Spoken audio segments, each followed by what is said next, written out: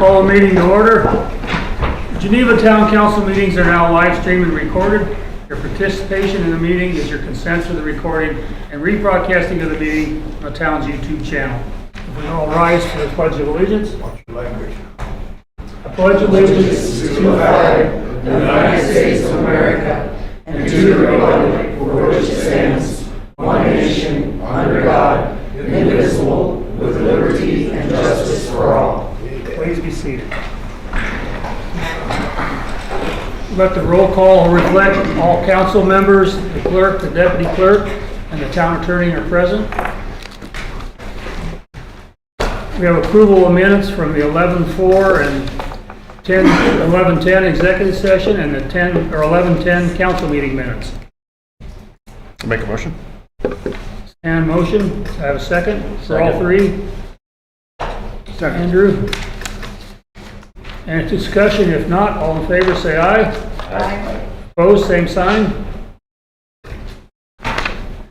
Additional appropriations. Ordinance number 2025-6. Additional appropriations needs adopted. We introduced it at last meeting. Do I have a motion to approve? I'll make a motion. Second. That's an ordinance. That's the ordinance 2025-6. We'll need to waive and suspend rules for that one if we're adopting it the same. Did we get introduced last month? It was introduced Sorry. last month, Sorry, yeah. never mind. Forgot about that.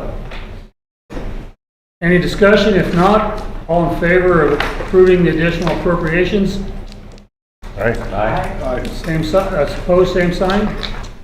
The next ordinance, which was introduced at the last meeting, is ordinance number 2025-7, fixing the 2026 elected salaries. Nothing changed on this. Oh, it's the same. Do I have a motion to adopt? So moved. That one's on the elected. This is the elected officials, correct? I had to go down. Do I have a second? Stan? Any comments, additions, or corrections? If not, all in favor of adopting, say aye. Aye. Opposed, same sign. The third ordinance that we introduced last month was the 2025-8, fixing the appropriate, or 2026 appointed salaries. Do I have a motion to adopt? I'll make a motion. Do I have a second? Second. If we adopt the word. Discussion. Now, discussion. Thank you. Can we approve this until we have all the rest of the discussion today that we may make changes to it, or should we wait to adopt it after Oh, we make the changes? I had to get the second so we can discuss it. So we Right. can change whatever we want to change in this now. And then So that would be now. Yeah, I'll do that now. I was going to say, I don't think we can adopt it if we know there might be changes, or I don't think we should. It'll Just be- make more work for Yeah. Nick. Well, I can just make the revisions and then you can stop by the town hall and sign them later. But it can be adopted tonight after the changes are After the discussed and changes. approved. Yeah. If there That's are what I any. was asking. Yeah, the changes. Okay. Some of the things that are in there, take-home vehicles in the 2026 salary ordinance. My personal opinion is it's a benefit. They're emergency workers on call, and I think we should leave it the same. Okay. Other than the wording has changed a little bit, I would take out the words personal use, because this is not for personal use. I agree. We can use the words take home in that second line where it says personal use. All of them say personal use now. Go ahead. Take home vehicle, or take home use, and then provided the employee resided in the located within 5 miles radius of the town, personal use of a town vehicle. It's not, I would say take home use of the town vehicle. I use that language because that's what's used by the IRS for personal use of a employer's vehicle for tax purposes. But does that open the can of worms for them, or a person, to use it for I see what you mean. personal Yeah. use? I think we need to make it aware that it's not for person, because we had an issue. Okay, yeah. And I think we're opening it back up to Okay. being misinterpreted. So what we need to take a look at, the first thing that we need to change is the wording on department heads. Okay. That's our key. Is right now the salary ordinance says that only department heads can take a vehicle home, and 2 of our people that are taking vehicles home are not department heads. We need to pull that language out. I talked to Bixler Insurance concerning to make sure that we were insured when the vehicle leaves town after the employee is no longer working, and she said that if we allow the employee to take a vehicle home, they're covered on our insurance plan, although other than that personal use, they can't take it to the grocery store. That wouldn't necessarily be covered under the insurance plan, but to and from work is covered. Did that change our cost any? By being able to go home versus not going? No. So the other thing to consider is this. When I talked to a couple of the tax people, they said that one of the things we had talked about charging them with IRS under personal use, because IRS considers taking a vehicle home to and from work personal use. When I questioned the police department and I talked to my tax guys, they said that if you're expecting a town employee to come back in the case of emergency, you can qualify them as on call. If we would have a major water leak in town and Sean would come up from Bryant to shut the water off, if he has a vehicle at home because he could respond with that, they said that wouldn't qualify as personal use vehicle. That would be on call, like a police department is always on duty. We had talked about charging them money for taking a vehicle home under the personal use plan. But he was under the impression that that wouldn't be the case if they were going to come back to cover an emergency in town. So if we were to designate the thing for official use only, that cover blanket everything that we... I can find the proper verbiage Yeah. to use. I can look. But the first thing that we need to figure out is we need to pull out the department head language. I agree. Let's vote on that. Can we vote on that? Do we want to do that as each individual item to vote on it, or just... I think we do it just all at once. do it That's all- fine, but then if we can go through each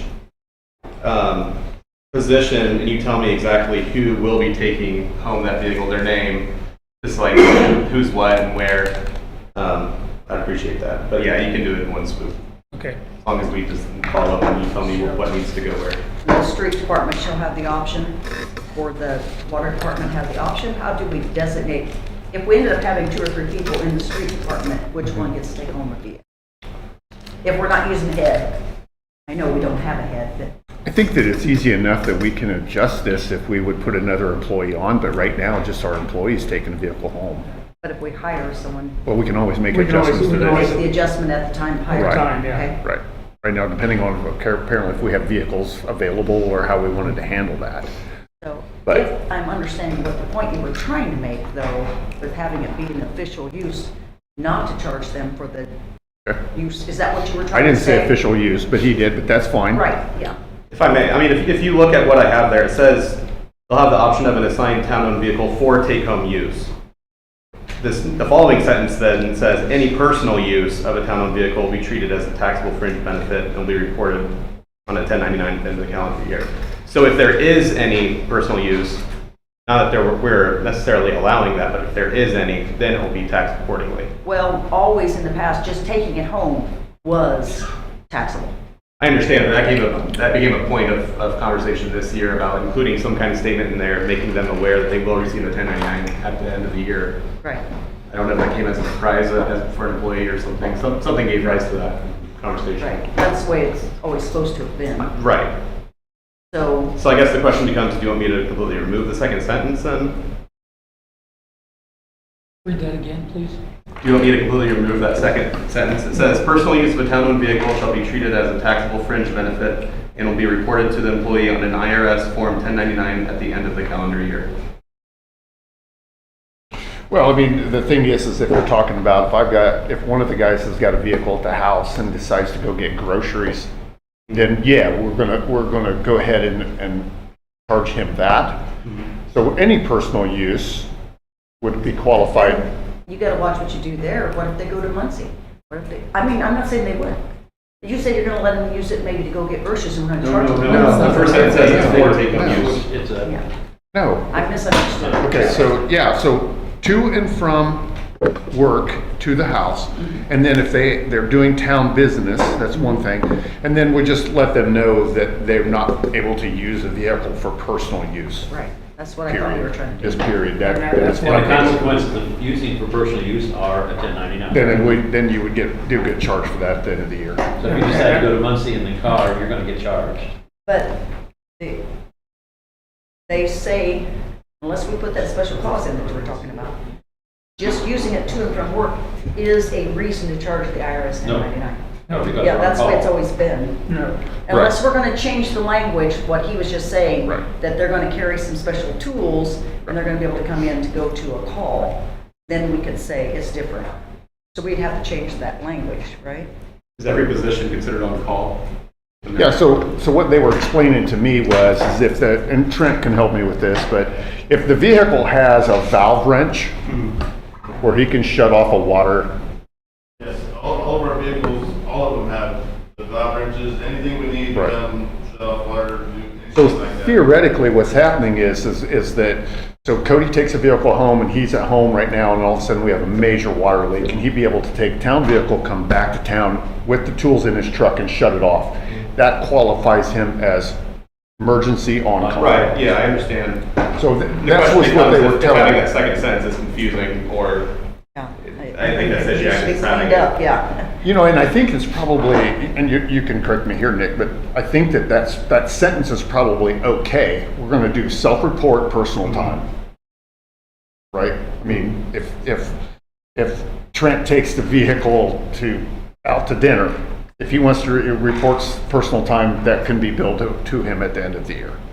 Why do we want to allow that kind of use for our town trucks? We don't, but we have to have the language in there one way or the other. It's more or less just an acknowledgement stating, hey, if you use it for personal use at all, We're we're gonna gonna tax you for it. It's not giving We them would, consent to do we would so. advise you not to use the person for personal use. Use it for personal use. Tax for insurance. It's not allowed to be done. What's that? I can't hear. She says I know. if it's used for personal use are not covered. Okay, so this is another thing that I was interested in talking to, what's her name, Christine? Christine from Bixler's. If the town of Geneva, she sent me, okay, so I called her and asked her about what's covered under the insurance, and then she said, I'll get back to you with the underwriter because I don't want my opinion. And then the underwriter got back and said that if the town of Geneva gives them permission to take the vehicle home, you're covered. But not necessarily for personal use. Well, then I said, what the IRS considers if they're not an emergency vehicle, to and from work commute is personal use. So apparently, town of Geneva giving them permission to take it home is enough to cover the insurance part. That's My thought process That's what I is, thought you were explaining. what if, yes. what if I give them permission for personal time? Does the insurance still cover them? Because apparently going to and from work, that's enough. But it was only personal according to IRS rules, what I thought. To and from work is personal time. Legally, I'm It's- fine with removing the second sentence if that's what the council prefers, because regardless if there is any personal use, not saying that we're allowing that, but if there is any, we have to report it regardless. We have an obligation to. So Sure. the second sentence was more or less just an acknowledgement or a notice to employees saying, hey, if you do use it for personal use, we're gonna send you a ticket. Exactly. But you're Agree with saying that. we're not going to send a 1099 now, right? Not typically, Okay. because what we're doing is not considering them taking the vehicle home personal time. How to write Clear as that. mud? There's mud. I was going to say, do you know how to write that, Nick? He'll work on it. Okay, we'll let you work on that one. Is the consensus, we're fine removing the second sentence altogether then? Yes. Okay. No taxes. That was one of the items. Stan, you had something on the, getting the one above the other. We got that cleared up now? The department head thing and the, Yeah, as far as department, my main focus was department head thing. yeah, You know, as far as the personal time thing, I think we got that somewhat cleared up. okay. But the changing the department head thing, right now, I think was my main key, so that at least the salary ordinance allows Cody and Sean to take vehicles home and not being department heads. All right. What other issues that we wanted? Weekend duties, Number 10, I'm sorry, Go ahead. we don't have 9 number. is part of it too. So, what's that, Agnes? 9 is also one of the salary ordinance things. Well, if we could, before we move on to that, if we could go, to, like, so the street department, currently it says street department head. What are the positions or the names of the people I need to be replacing that with? Street department would be Sean. Osno. So his name is totally went right out of me. And who was the second person? So, Was Cody. Cody would be under what? He's So not, that's where he's not water. You just need a person. right, Where do we put him? we just take department head out and just add him into the whole thing. I can add Cody's underneath his, he has a whole section for his Right. alliance thing. I can do it there. That's fine, and then Doug Bussey with the wastewater, and then Trent, Sorry, for wastewater, what was that? Doug Bussey. Okay. Doug Bussey. Yeah, that's right, yeah. Okay. Yeah, Trent for water. Got it. Okay.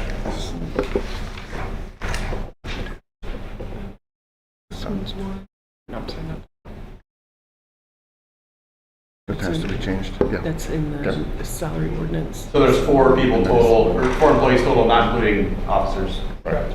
Yeah. Good. Let's go, can we go back up to the top and we'll get these kind of a little bit more in order for what we have to change Sure. in the salary ordinance thing. Let's go to we've already accepted, did we just accept the calendar minutes? Nope, No, not we yet. did. Let's go to number 2, that adding Martin Luther King Columbus Day to 2026 holiday calendar.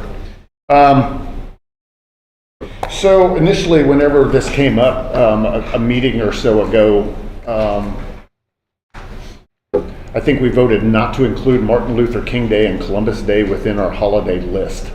Upon further review, I took a look back at it and found out that Adams County and national holiday qualifies Martin Luther King Day and Columbus Day for being part of that. Now, I guess that I make a motion that we discuss whether or not we wanted to revisit that and find out if we wanted to get in line with Adams County and the national holiday list, and whether we want to reconsider Martin Luther King Day and Columbus Day on adding them to our holiday list here in town. Is that a motion? I make a motion. I have a second. Just for discussion purposes? I'll second it to discuss. So I think that my aversion to adding them 2 days the last time is I felt like we had 12 holidays now, and some of the holidays that we have aren't nationally recognized holidays, as they're Black Friday, New Year's Eve, Christmas Eve, or the banks are open. That's not necessarily a national holiday. However, Martin Luther King Day and Columbus Day, they are. So the thing is that I felt like adding, to going from 12 days to 14 days was excessive, but I didn't really realize that Adams County, Indiana considers Martin Luther King Day and Columbus Day also a holiday. So were you thinking we take one of the others away? No, I'm thinking about adding these 2, and if we do I don't know if they're gonna come up with any more holidays, but if they do, maybe we can consider pulling maybe a couple of those other ones away or something. It's a lot, but Right now, I'm not ready to take any holidays away. no, I'm not either. I'm just, I brought this back up just to discuss whether or not maybe we jumped the gun just a little bit on not adding these 2 days. Any other discussion? If not, I'll call for the question. Do we add Martin Luther King Day and Columbus Day back into our ordinance? All in favor, say aye. Aye. Opposed, same sign.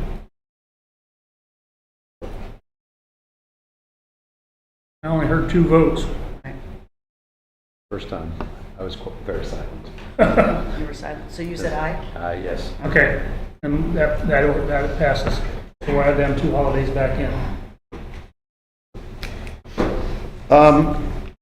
I'm sorry, Lynn, I don't want to take this away from you. No, go ahead. Number 10 that I have down here is wording in the salary ordinance about benefits to part-time, hourly, seasonal, part-time, not non-seasonal.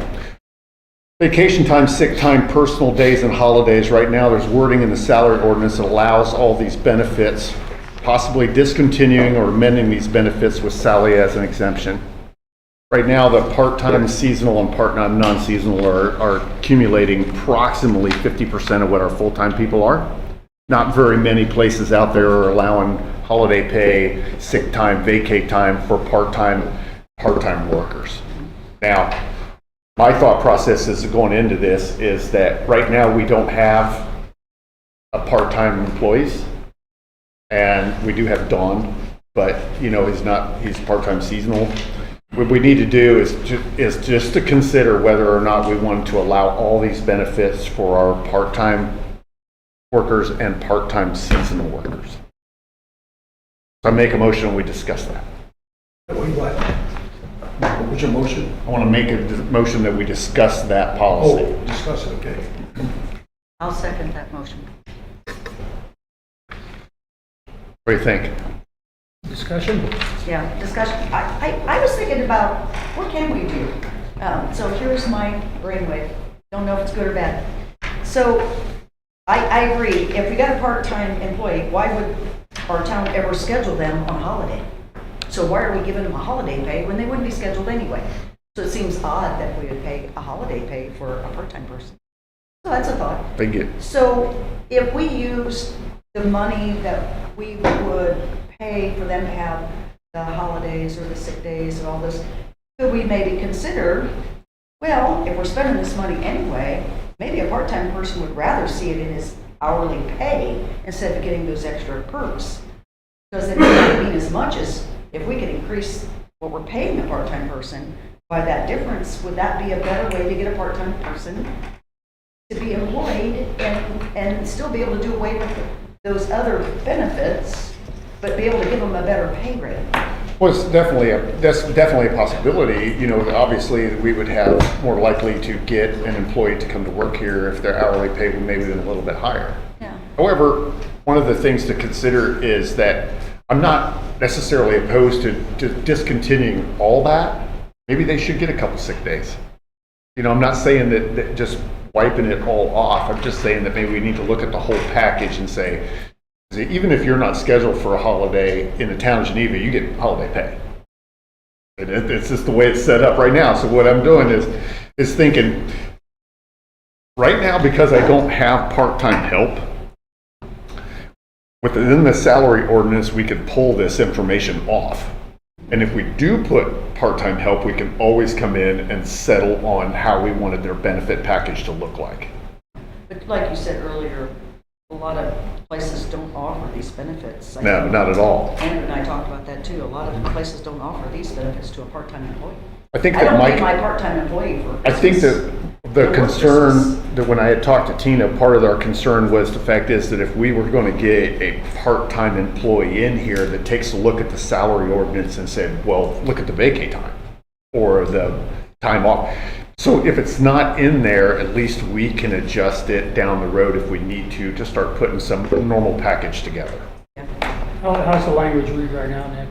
That's what I'm trying to find. It's towards the Page end. 11. Holiday vacation pay for time off, and then vacation, part-time. Oh, I see that now. Okay, I was looking right past that. I mean, greater than 15 years of employment. We ever had a part-timer of 15 years? Close. Huh? Sally is, but we grandfather her. Holidays doesn't differentiate between part-timers or full-timers. I guess my question there is, in the past, have part-timers been paid for holidays that they would have otherwise been scheduled to work on that day? Well, I don't know that we ever Like- schedule everybody to work on a holiday. Right. We have one part-time employee in our office, and if she wouldn't have been scheduled on that day anyways, then we don't pay her holiday pay for that day. Yeah, that's the way we But when do you're it. scheduled Monday through Friday, Right. what's your choice? But you're Right. not scheduled on Christmas. you're And not I don't scheduled- understand why you wouldn't want to continue this. Well, we said we'd like it for you, we grandfathered in. But you know why I've been here this long? Did you ever think of that? Yeah, Why? because you're a good employee, we like having you, and you're, And I got a perk about being Yeah. paid for sick days. well, but like she said, we could increase maybe the hourly, Make a benefit cash-wise rather than days Are we off. talking about But you're not gonna work that day. No. I Wait a minute. think you should do that first and then say, we're taking it away. Because I don't think it would happen. You can talk about it, but I don't see any actions a lot of times. I just don't, I think it's a perk.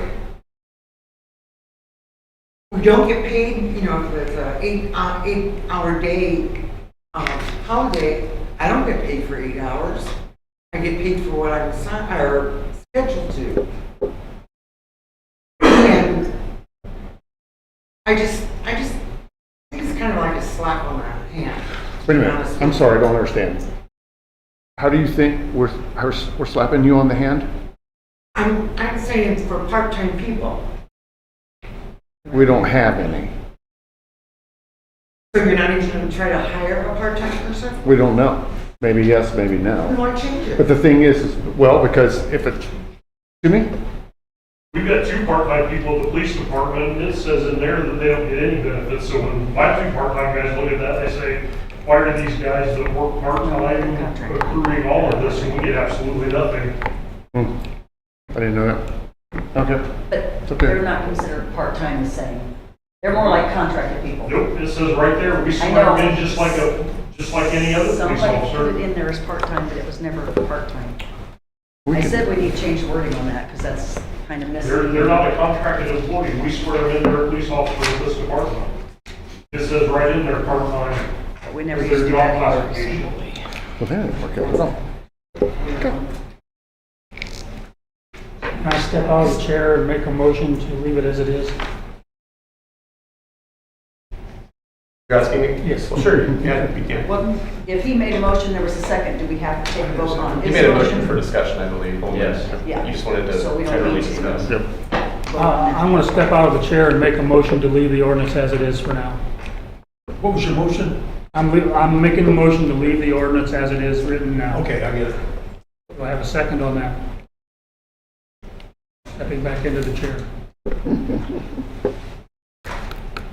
I think it's one of those things we're gonna have to address sooner or later. I agree, but let's get through this now.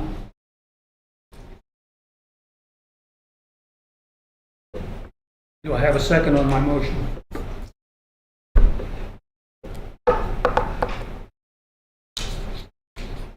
Third and final call, do I have a second on my motion?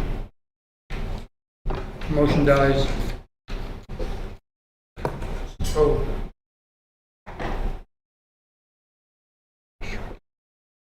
Go back to the discussion then, huh? Well, I think that for the most part right now, since we don't have any part-time employees, I mean, whether or not we deal with it now or deal with it later, I think is really kind of up in the air. I mean, I'm not sure about Dwayne's employees. I haven't looked into that at all. And that, which is fine, and we can do that later. But the thing is that if we want to offer this full benefit package to part-time seasonal, that's the way it's in there right now. So we don't do anything about it. It stays in the salary ordinance. We want to do that. Which is it? Substantial. That's substantial. It's substantial. It is. Something to consider, And something to consider in today's job market, trying to get some good qualified part-time workers. Maybe these benefits will be the difference between getting one or not. Absolutely. Yeah, we just talked I mean, about that. absolutely it could be. But could it also help if they got paid more? It's, somebody asked the numbers. For a first year part-time based on what they're making now, it'd be about $480 a year for the 3 days, for the 24 hours for the vacation time. And then it's another $240 for the personal time off. And then it's another $480 for the 2 hours per month for the year. So that's, It's over $1,000. yeah, about $1,000, over $1,000 in benefit. Would the Wow. employee rather have the $1,000? How about holidays? No, that was vacation. Oh, I don't have the holiday on. I forgot to add the holiday. Where's the holiday? Oh, yeah, here.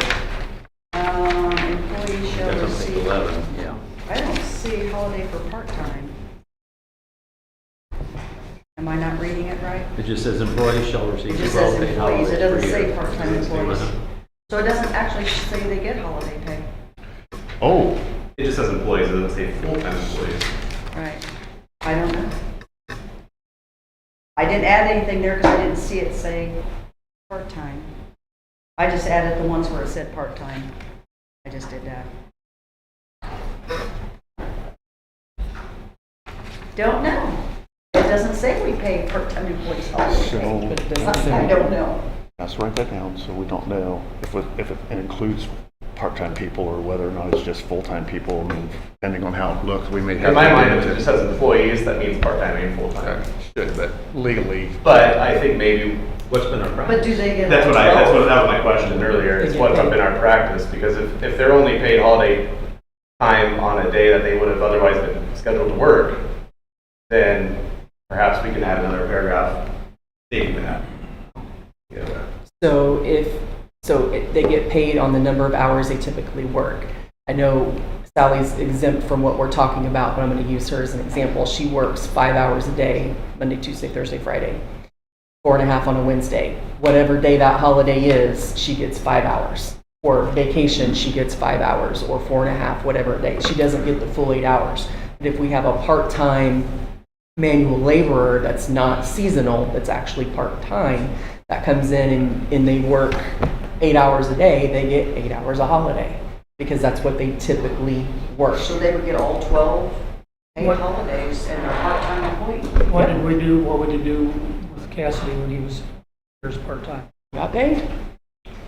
so if you take a holiday that doesn't, That's a lot more days. that moves, say July the 4th. So if July the 4th was, say, a Saturday and it wasn't a scheduled work day, you guys are going to get paid, right? Because we would recognize it on that Friday or that Monday. Sean was part-time for a lot of years. He only got paid on the holidays that fell on the days that he worked. Like, he was scheduled to work Monday, Tuesday, Wednesday. So if the holiday fell on that Monday, Tuesday, Wednesday, he got paid for that. If it fell on Thursday, Friday, he didn't get paid. Is that the way it's paid out now? That's the way it should be, but I also need to know if they're scheduled to work when they put down for their holiday. What Trent just said is my understanding of how it's customarily done in just about every business for part-timers. It's how we do it at our business. So on your recommendation, do we need to change the wording in this paragraph? I can beef it up with a qualifying statement explaining that. How do we compare with other entities? Do you know anything? No. You, Tina?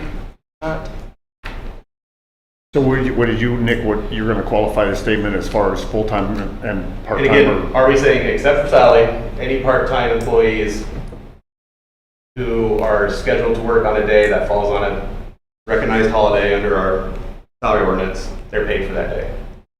That Well, the if they're smart, understanding? they'll schedule themselves to work. won't they? Well, I don't know how scheduling works exactly for part-time. Yeah, I don't know. I Yeah. should be. Is that the understanding Sure. that we have? Sure. Yeah, I mean, I think so. I mean, it doesn't, I don't think it necessarily addresses the whole picture, but for the most part, I mean, if we can go ahead and start there, then we can address it at some point in time down the road as well. Okay, Good wording. so moving on. Well, we have to Sir. have a motion and approve something there. Let's put on that. Okay. So do we have a motion to have the wording changed the way Nick has suggested? I'll make it. So moved. Harlan, second? Yeah. All in favor, say aye. Opposed, same sign.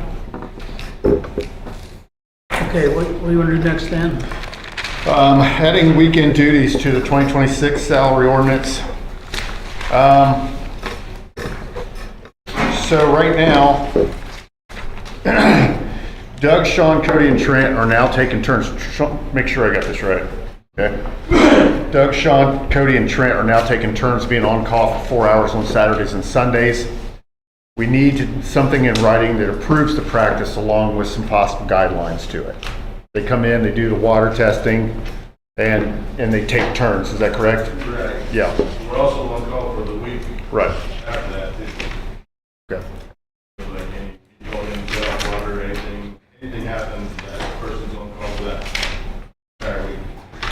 Can I make a motion that we discuss that? Have a motion to discuss, do I have a second? Second. Part of the perks. All in favor of the discussion, say aye. Okay, let's have a discussion. One of the perks of working for the town, I know that they get some OT pay for doing this. And once we're aware of that, and I think that for them guys are really, really comfortable with it. They look forward to the few hours of OT time they get every few weekends. And I would like to see the practice continue. But right now, there's nothing in the salary ordinance that sets it up.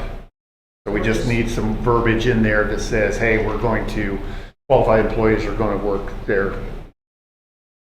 they're going to take turns on whatever it is, take turns as being on call for the weekends or something like that. So because there's nothing in there, policy really shouldn't be happening. And I want to try to put some verbiage in there that makes that work. Makes sense.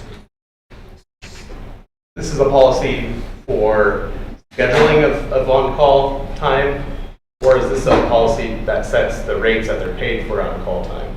Because if it's the first, then I would think that'd be taken care of under the employee handbook as far as scheduling on-call time. Yeah, that's more of a scheduling matter than a salary matter. I think our main concern was there wasn't anything in there. There's nothing there There was either. nothing in there at all. So we we have just- we just something put written practice that we're on. saying we're paying them 4-hour Saturday, 4-hour Sunday overtime to work their weekend of on-call. There isn't anything that says Okay.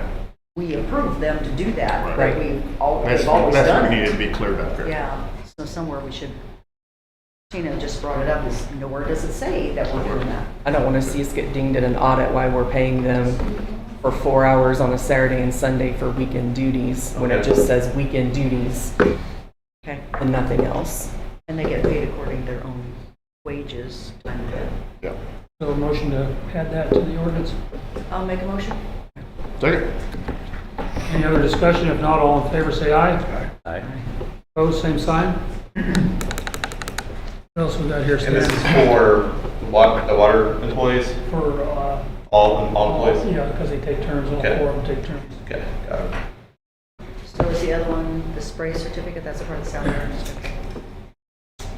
So the other one that we wanted to, that felt like we needed to talk about and clean up was the spray certification and OT pay. Not exactly sure where this come from. I don't, tried to get a hold of Jane, tried to figure out, and somehow that the guys are getting paid 45 cents according to the salary ordinance. What was the handbook? It's salary ordinance. Salary ordinance, 45 cents to hold a spray certification. But there was some talk that the 45 cents shouldn't be included in their regular pay, that it shouldn't be included in any of the overtime pay that they get. Don't have any idea where that comes from. Do you? We don't know That's how Jane always did it. 'cause what it was was all stipend. about, right? So we don't have any background on the what? We don't really have any background on it, but the thing is I'm not exactly sure what we're supposed to be doing with it either. When we put it in play, because I was on council, I don't know if you were or not, Arlen, it was a stipend of 45 cents per hour to do the spray certificate. It wasn't added as wage to their like overtime pay. I'm trying to find that page, I can't find that page. Page 9, bottom of page 9. Okay. And so when Jane paid it, our previous clerk, it was just 45 cents per hour for that pay. Period. It wasn't added to the overtime. So that's how, it was more, we talked of it as a stipend, and then they changed the wording. Well, your dad changed the wording to be more wordy, so it was understood what was being done. But So did they take that 45 cents times a 2,000-hour work year? well, that's how it would have been, yes. Okay, so 2,080 basically hours. saying $900 a year, Yeah. but you hold it and so does Sean? So we're paying each of you 900 theoretically. We need one guy to hold it, and you don't even have to be the one that sprays as long as you're available, right? By phone or something like that. Right. So when this, like in 2025, we didn't spray. We didn't spray in 25? For a couple times. Couple times? We haven't sprayed a lot the last few years because we haven't really, We're going to put the pellets in the catch basins. Okay. That seems to do a lot better job than spray. Okay. How many people we paying? 2. And it takes one to spray? Only takes one's got One to in hold the the department. certification. And one in the department's got to hold the certification. You don't have to be the one Well, spraying. and then all of a sudden we start to start looking at, and the spray certification is going to be a little bit different because it's already in there. Difficult to go ahead and change it or pull it back out or whatever it is, but we got to look at the passer rating, which is another thing that we can need to talk about as well. That's with Trent's picked up the passer rating certificate.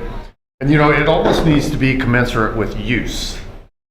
Because it seems to me like if Bussy is holding 70 cents to hold a wastewater certification he uses every day, but then the spray certification we only use a couple times a year, but we're paying them for the year to hold it in there. So, two guys, but, yeah. Well, I got a question, Trent. Is there anybody out there in a private business or say down here, Brian, at the old co-op or whatever, is there any of those people qualified to come and do the spraying? I don't know anybody. There are, like the golf course has to have a certification for their spraying, and a lot of big-time farmers have a certification. I'm sure they're all. Yeah. So I know the roses have certifications. I think that before we get too in the weeds, we need to figure out how we want to do the OT pay. Let's get that off the table here. So do we want to, go ahead, Nick. Sorry, I'll say it off the bat there, it's treated, and it uses the phrase additional compensation of 45% or 45 cents per hour for said licensing. It's not added to their base pay, meaning it's not factored into any kind of overtime. It's not multiplied whenever they have overtime pay. It's treated as a separate additional compensation. So theoretically, instead of putting it on their hourly pay, we could just go ahead at the end of the year, whatever, and pay them that stipend for that 45 cents an hour times X amount of hours? I suppose you How would you Yeah. handle it? I check on the hour. Yeah, one I person? suppose you could do it at the end of the year, but I would think that would be kind of unusual practice to do that. What would be a typical practice? Well, this is a unique thing. I mean, I don't think there's any right or wrong answer as to how or when it's paid out. I would think it'd be done. But yeah, exactly. Yeah, the week that they actually work for that paycheck. Which would be on their timesheet to figure Right. or somebody That's- else that's what I spraying. was So it saying. wouldn't be for like their weeks of vacation, if they had 5 weeks of vacation, there's no 45 cents for those? Is that what you're saying? If it's It says 45 per cents an hour, hour, yeah. we were figuring 2,080 hours for the year, 40 hours times 52. But am I misunderstanding what you're saying about that? As it currently reads, it says additional compensation of 45 cents per hour for said license. Like, Doesn't say how many people even, does it? it doesn't say anything about vacation or anything like that. Yeah. So what we've been paying or what we have. Do we been need paying 2 certified people? Was We was paying them 2,080 hours, we just figured out weekly Right. their other pay. I believe that's how it's. Then it goes on to say that if there's any optional certifications for water or wastewater, then they receive an additional 70 cents per hour for each of those certifications. But they have to get council approval before they can take or obtain those Yeah. certifications. So in that context, you know, the 45 cents, we got to figure out and look at it, because right now I believe that we're putting 45 cents an hour onto their hourly pay and paying them out, whether it's OT and however we're doing it. But if they would get OT pay, it would be based off their hourly rate plus 45 cents. That's the way it's Their doing normal now. rate, right, their normal rate, they just get 45 cents an hour, really, it doesn't matter what the rate is. It's just 45 cents an hour. So if they're getting $10 an hour with the spray certification, it's $10.45. When they work an extra hour, it's also that $5.22 extra on that 10. We're paying them OT pay on the 45 cents right We're now. not supposed to be, Well, I understand that. That's why Okay. we're talking about it. okay. But the thing is that we got to figure out how we're going to slice that off and how we're going to do it differently. So right now, the way it's set up, we're probably doing it incorrectly from what we would prefer to do it. The way it's written and what we've done, yes. Right. So I make a motion that we go ahead and table this till we can look at it and figure out how we want to pay it off, how we want to change it, if we want to change the way we do the 45 cents and figure out a different way that we can do a stipend instead of adding it to their standard pay. You're not talking how many people though. Not yet. It's part of that, and we're just gonna have to get into the certification levels. I'll second that motion. Yeah. We have a motion and a second regarding the spray certification. All in favor, say aye. Alright, Table, have to add that word. All opposed, same sign. All right, that's tabled for now. let's do a couple easy ones. Can we do a couple easy ones quick? Sure. 2026 meeting calendar acceptance. We got the meetings are set up. You got a letter in, you got a paper in your folder that says what dates our meetings are for next 2026. We make a motion that we accept those dates. If we're done with the salary ordinance, then we can go ahead and vote to adopt. Go for it, sorry. Sorry, Stan. No problem. Do I have a motion to, or we have a motion to, we've had the motion to make these changes, correct? Right, now we need to vote on it with the Okay. changes made. Okay, now we need to have a vote to to adopt the ordinance as we are changing. Make a motion. All in favor, say aye. Aye. Opposed? Did we actually need a motion there? Were you asking for a motion? More or less, we needed a vote. Yeah, it's I okay. actually We needed it, but yeah, that was part of the discussion. Yeah. Yeah. Lynn, I wanted to ask you a question before we proceed. You were thinking we'd like to be able to have, It's, okay, you're fine? Yeah. I just want to remind you what you Yeah, said earlier. yeah. Okay, we got a couple other things to go through first, but that's fine. that takes care of that. We're in the monthly reports now. That's fine. We can come back to the That's others. fine, We can that's come back to the fine, others after. absolutely. I want to get through and get Neptune in here, and then we can go back to the other things. So the meeting calendar we approved, right? What's that? Pardon me? The meeting calendar is what we just Yes. approved? Yes. Okay, or did we get stopped before next We week? got stopped. We got stopped. Yeah. No problem. Yeah. Thank you. I want to get the police and fire and utilities reports, and then we'll come back to this. Okay, Kind of bring some order back to our yeah. agenda. I would say. Police, fire, police department, please, Dwayne. Marginal.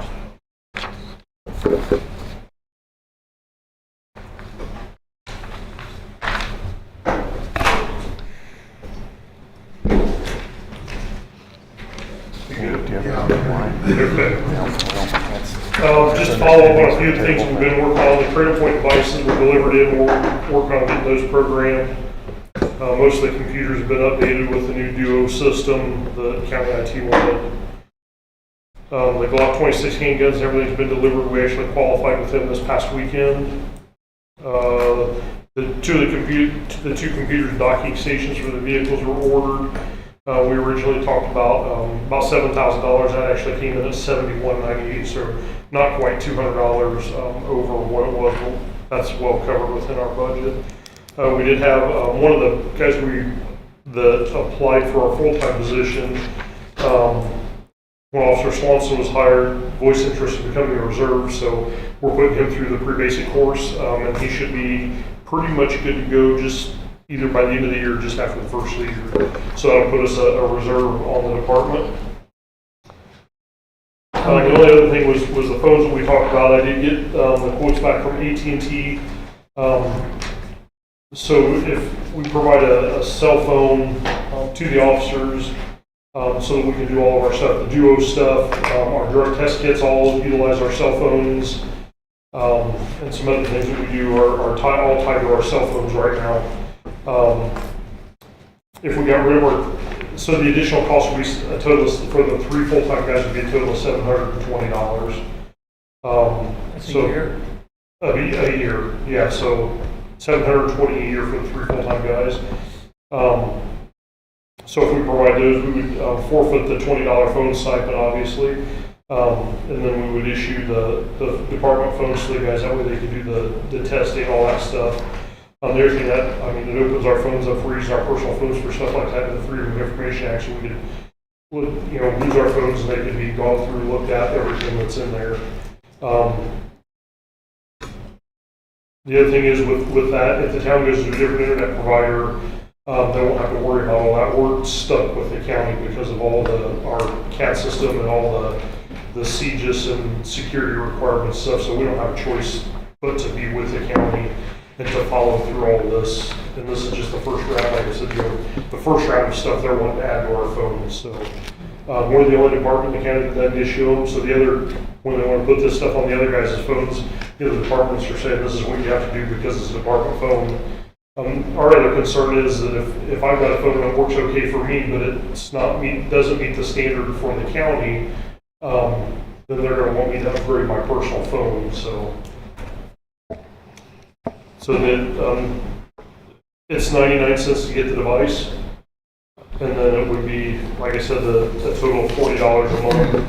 That also provides a mobile hotspot, so if our internet would go down in our car, we would be in someplace like that, we would be able to utilize that for a mobile hotspot, also provide internet services. Yes, ma'am. Yeah, the question, only because these companies always get you on that 99 cent phone.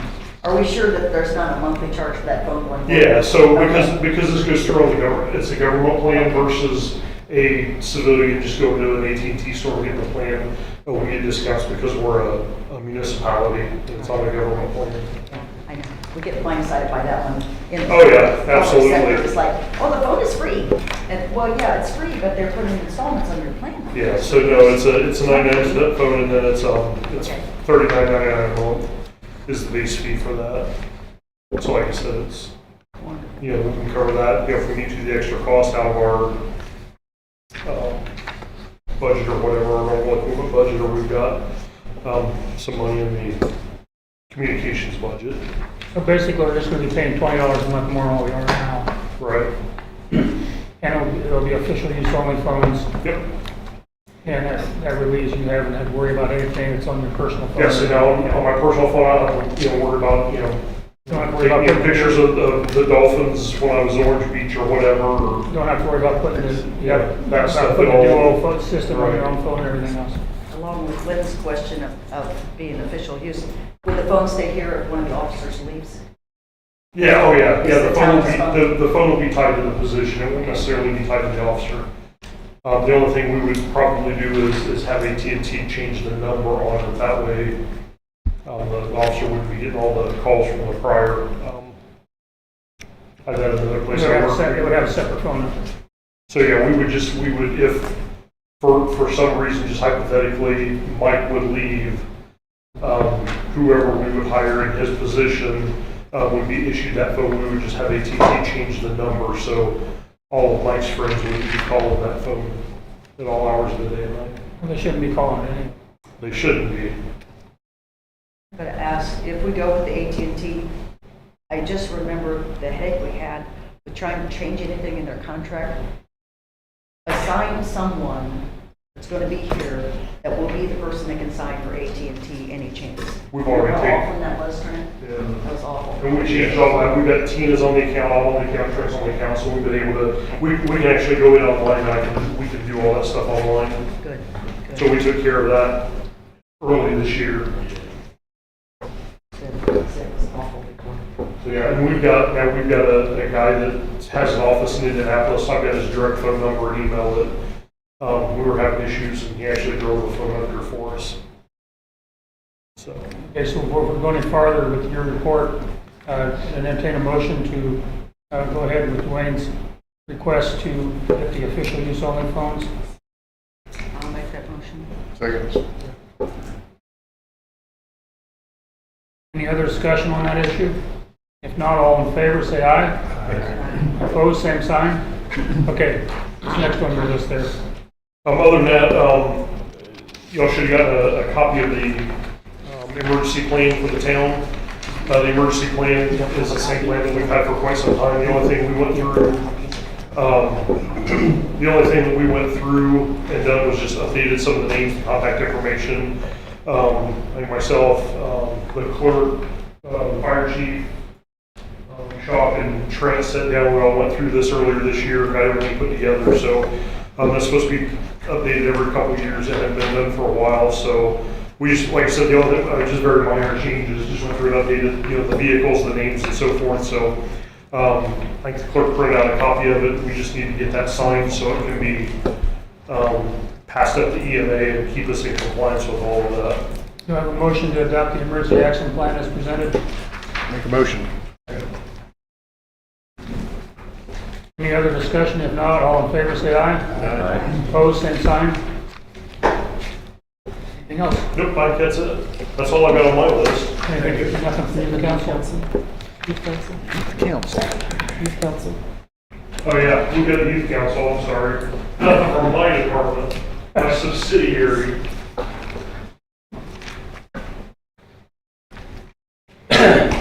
On behalf of the Geneva Youth Council, we would like to ask for approval for the second annual Cookies with Claws.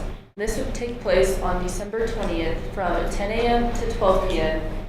And we would like to know if we could use the town hall to have this event and also have 2 parking spots out front reserved for a trailer. Arlen made a motion, Agnes, you second. All right. Any other discussion? If not, all in favor, say aye. Aye. Aye. Good luck. Let's pass out some cookies. And we would love to have you guys join us if you can make it. Awesome. Thank you. Fire department. So we had the 5K run Saturday after Thanksgiving, so just want to report that went very well. And the South Adams Wrestling Club thanks the town for use of the town's departments and fire department as well. They wanted me to offer that to the community and let them know they appreciated that. So we're coming up on 20 years of that run taking place. I think this next year, the following year will be 20 years. So other than that, I have provided you with the quotes for the bathroom remodel. Reached out to 3 different contractors that are local to our area. So if you want to go through those, if you have any questions, they were all, scope of work was all the same across all 3 of them. That way it's truly apples to apples. Nobody's quoting anything that's different than anybody else. I think it looks pretty extensive, at least all the detailed work on a couple of the quotes. Quite a bit of differences in the prices, but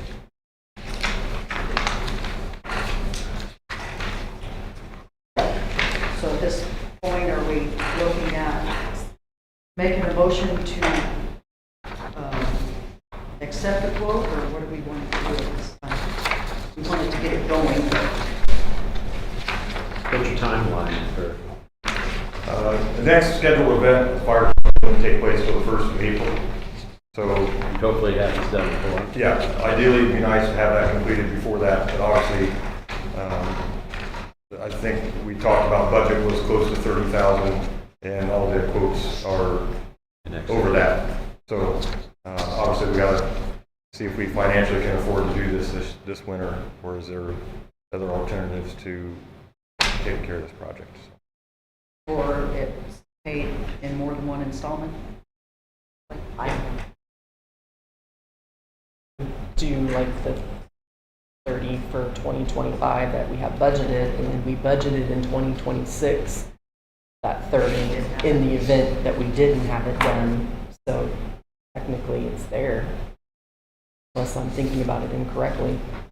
No, I think you did do that. I think we did approve to do that, because you suggested that. She was 30, and she already budgeted 30. The one quote, I'm trying to remember the name, sorry. Joseph, never lost, not Frank. I'm trying to remember the name of his business. Next Generation, sorry. He did reach out to me after he sent me the quote. He did inform me that his electrical and plumbing are budgetary numbers of how he came up with that. He budgeted the highest of what his contractors were quoting him. So he is telling me outside of the quote that he does feel like his total will be less than that, but it will not exceed that. Unfortunately, I think his numbers are farther away than the other ones that would probably still be higher, even if he came in under budget. So that puts us down to, basically puts us down to 2 if we roll that one out. They're all reputable contractors around the area. I think quality of work and timeliness and all those things are equal across all contractors, but yes, the price is the main concern. I did ask them starting time, and most of them said they could start within 2 or 3 weeks of today. So, and they all felt like they'd be able to get the job completed before the 1st of April. So.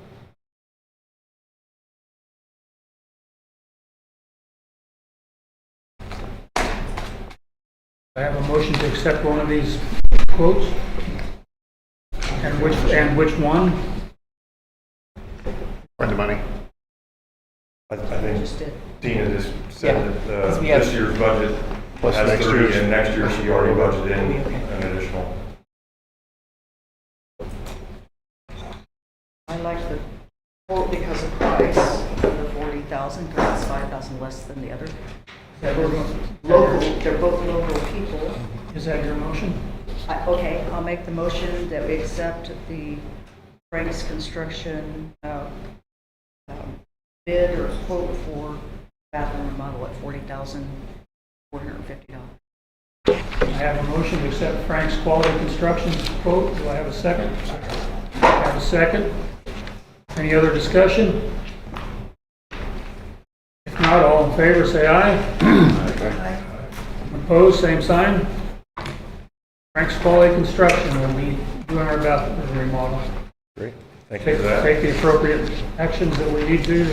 Yep, I will make contact with them, and I believe there is a deposit or down payment. Yeah, so let Tina handle So that. maybe it's an extra.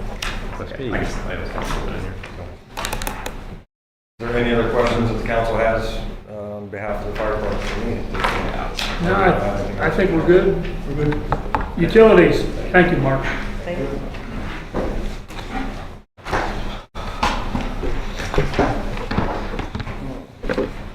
Unfortunately, we didn't get a chance to finish that last week of leaf pickup. I know there is a few leaf piles out there. If we ever get the snow to leave, we'll still go out and try to pick them up, clean everything up as best we can. We had some snow, we had some snow removal days, and getting the salt spreader going was a challenge this year. Had some things that were rusted fast from last year from the salt being in and everything, but we got everything going. I think everything's going good with that now. To keep that from happening next year, is there some kind of lubricant that you can spray on that? We're going to try something different. Yes, we're going to try to put some different lubricant on it. We're going to try to use more of the spray that we can spray on there that takes the salt away, that deactivates it. We'll try to use more of that. We did that, but it just didn't seem like it worked as well as it has in the past. And we've had that for a while. Maybe we need to get some new stuff too. But other than that, red gold, we went and tried to figure out where the electric line comes in and the gas line comes in. We never did find either one. I've contacted both of them. They haven't been out to assess the situation yet to see what we need to do. I mean, we took the back trailer out there and went down over 5 feet on each one of them, and we went an area probably 3 foot wider than we need to each way, and still couldn't find anything. So I don't know what's going on there yet with that, but we'll get that situated when we can. What happens when, like, the gas company can't find their line? Surely they have I don't know. something they do. Yeah, I'm not sure what, well, the gas company had a heck of a time to begin with because the locator they hired couldn't find it. He couldn't get the tone, he called it. So he escalated up to another company. They came and they couldn't get the tone, so they sent it back to NIPSCO. NIPSCO came out. They marked it out there, but where they marked it, we still haven't been able to find anything. So I have no idea what's going to happen there When with you that. say you can't find anything, you've done some digging? Yes, we took the back trailer out there and we dug down, like I said, we dug down over 5 feet deep in probably a 6 foot, 7 foot long area and haven't found anything where they had it marked there yet. So, yes, so I've contacted NIPSCO and AEP to look at both of those situations.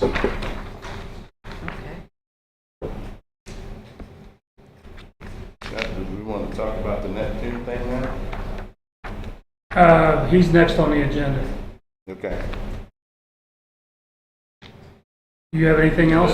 No, we've had some unexplained high usage of water here recently. I don't know what's going on with that, but hopefully we can get that figured out. I mean, it's gone up 20,000 gallons, and then it came down 10, and then it came down another 10 back to normal, and then today it was back up 30,000 again.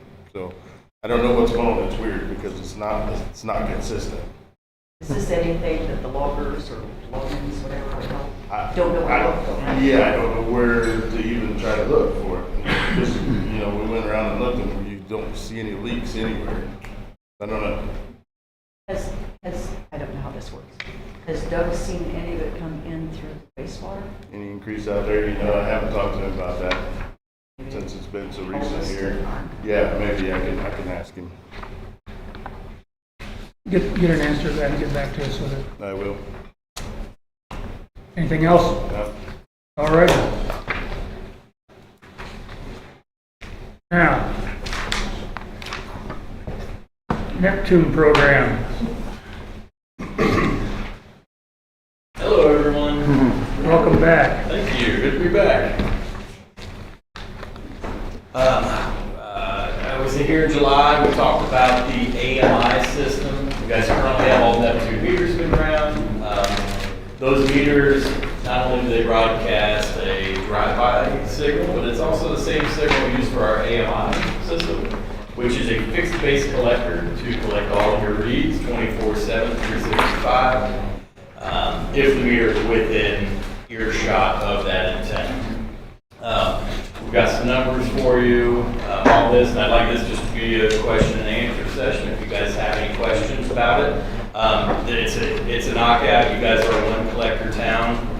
Of the total of 627 total meters you have, Neptune is predicting that you're going to get 585 daily reads on that. Which leaves 42 meters left unread daily. Neptune always under-promises and over-delivers on these, so I expect that number to be lower. And if we're looking at billing reads, when they're telling me that you got 42 meters that you aren't going to pick up daily, likely you will pick that up within a 3-day window of what Neptune would consider a billing read. So it's a slam dunk town. If we do have meters that aren't being picked up as regular as we want to, we do have high gain antennas. We also have an option to put a cellular register head on that would call directly back into town hall. So there's many different ways that we can get those reads here to town hall. But just would like to open it up if you guys have any questions about things and see what you think. Maybe explain a little bit the advantage that our utility clerk would have with this system compared to what we have now. So just hearing what Trent said about we've got these fluctuations in usage and they're up, they're down. One way we can help determine or at least eliminate something is by having a total consumption through every meter in the system that's showing up hourly. So every meter is calls into the tower, goes right into Sally's office. She's able to see the total amount of gallons every day that have gone through all of the meters in the system.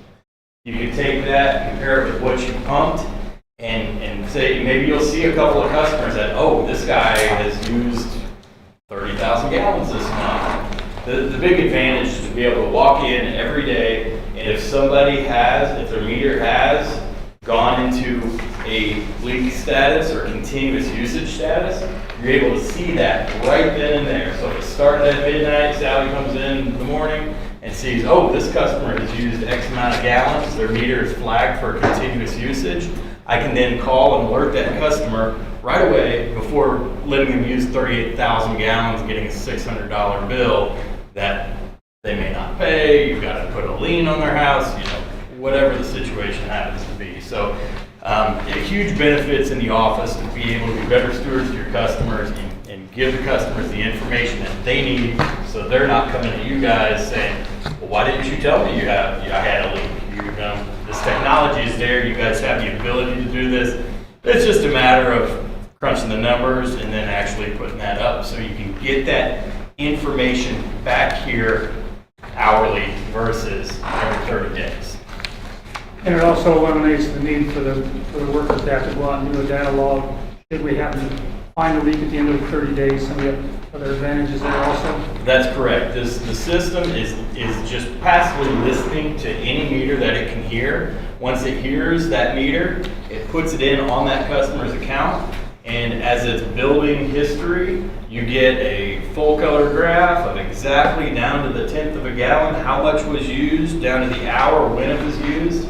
You're able to email this directly to the customer. You're able to print it off, put it in a bill, however you want to contact that customer and let them know. And that's with a little bit of training. Once you guys eventually do get to that, I'll be up here to help walk you through exactly how to chew on that data and present it to your customers. I also understand that Wakarusa is in the process of changing over to this system. They're redoing their whole meter system. Yes, they are. Jonesboro is just beginning. Yep. Bourbon has had it for a number of years. Yes. And Warren also has it. Yes. That amongst many, many other customers we have out there, it is a bulletproof system. And the big thing about it is, yes, it's an American-made meter, American-made product, but you've got me, you've got Ben, you've got Stephanie, you've got a support system that Sally knows. We're here anytime you guys call. And that's kind of the biggest part of it. I mean, it's a big bang for your buck on value. Okay, so if you're familiar with these 4 towns, Wakarusa said that their report only shows the top 10 consumers of the water. And if they wanted to see more, they'd have to pay for a better product or a more expensive choice. She said there's an extra charge if they wanted to see more than just the 10 top consumers. So maybe you got a basic plan and this would be. No, there's only one plan. If the meter hits the tower, I'm actually going to be in Wakarusa on Thursday. They may just need a little bit more training on the system, and so that's what I'm actually going to do on Thursday. So, but to your knowledge, we don't have to add something to what you're showing us now. Not at all. There is no tiered system. If you put up the tower, you pay your annual maintenance fee, which is more than what you guys normally pay. But with that, you get all of the data. As long as that meter is being heard by the tower, it puts it on that customer's account, and that information is yours to use. So. Excuse me, and this Keystone utility software that we use, you can print out a list of the high users for the month, and I'm pretty sure Yeah. it gives you more than It does. No, so you can take the entire, any meter that's been heard in the last 24 hours, in the last month, in the last 2 years. You can set the parameters on the date range of what you want to see, and you can click on that and it'll give you the total consumption for each customer for up to 2 years worth of history. So Wakarusa just doesn't know how to use that properly. So then you can do some training. I'm going to do some training on Thursday. She'll probably remember talking to me on the phone, but yeah. yeah, she shared that they have to do 2 towers because 1 tower wasn't doing it. Yes, you guys are one tower town.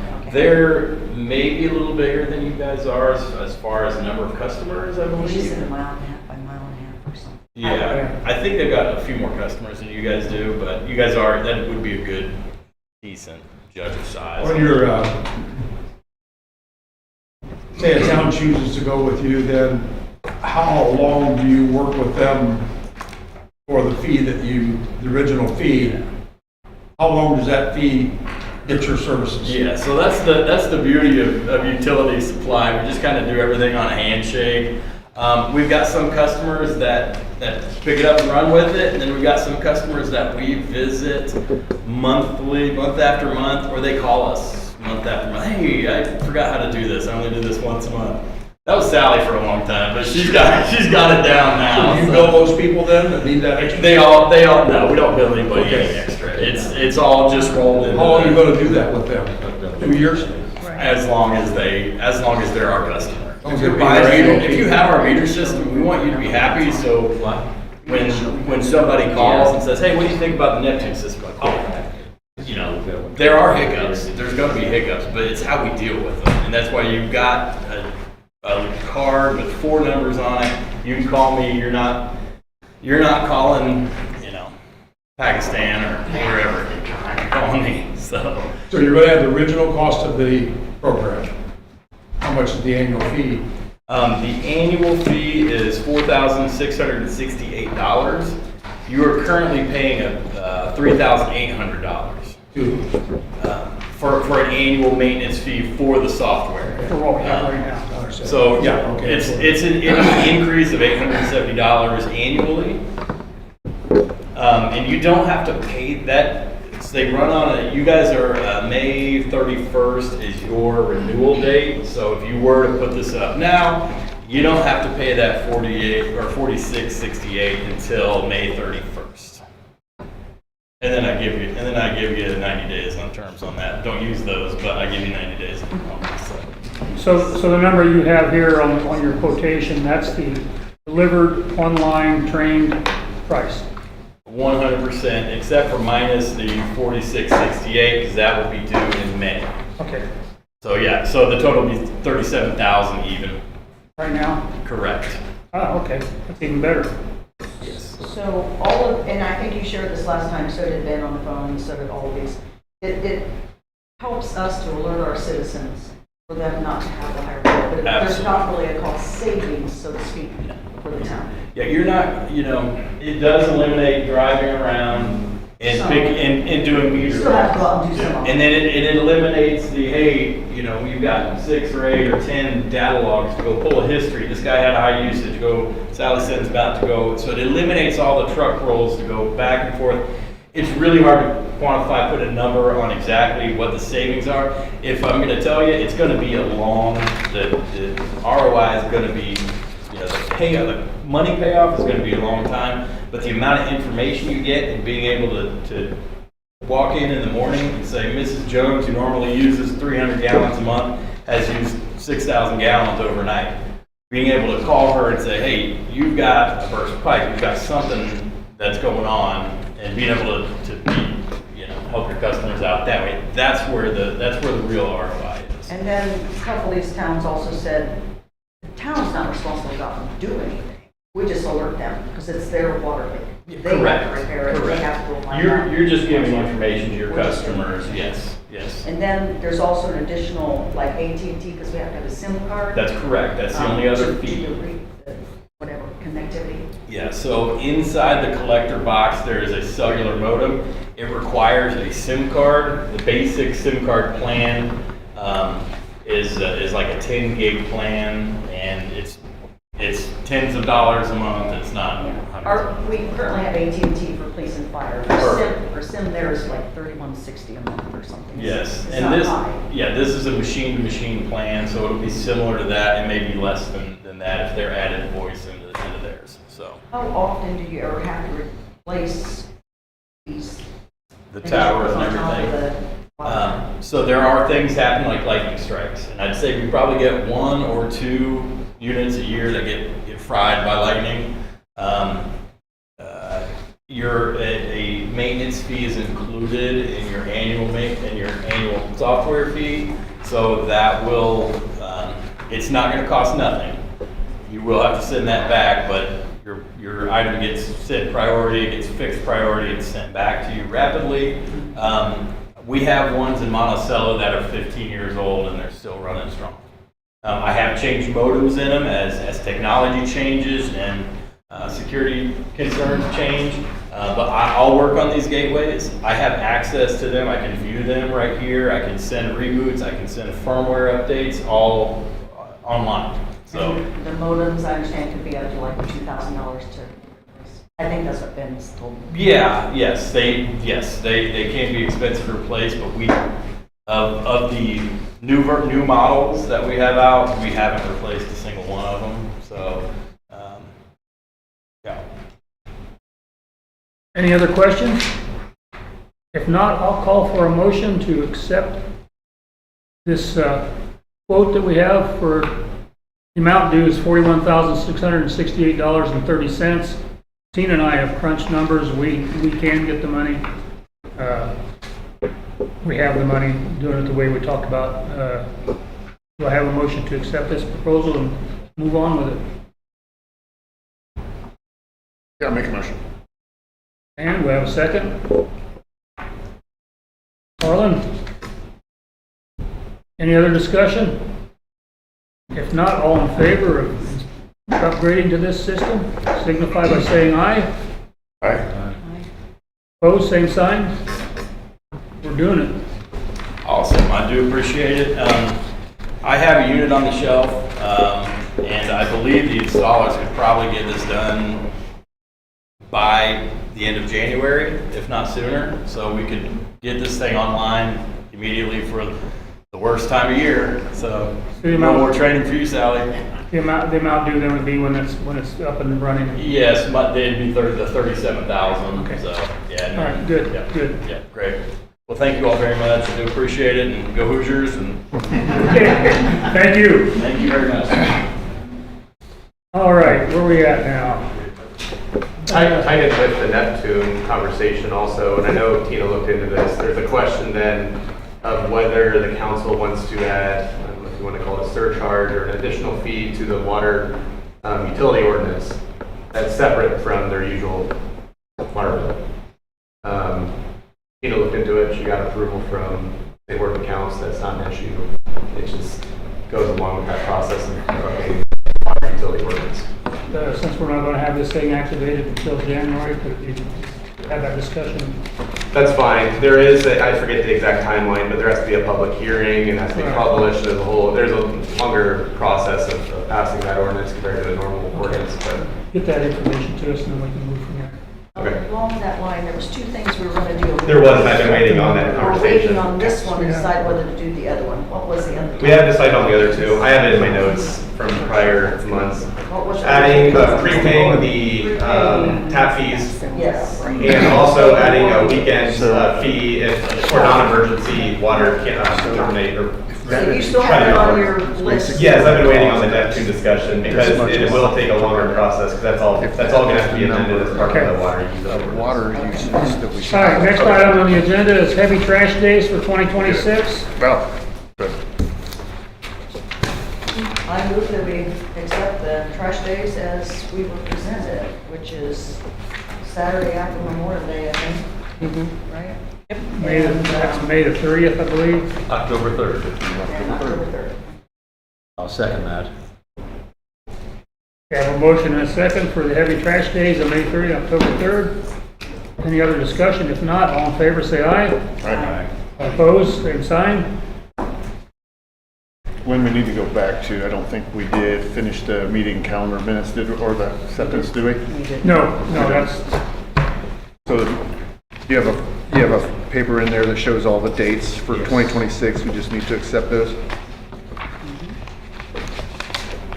we have a motion to accept the meeting dates Make as a- presented. Make a motion.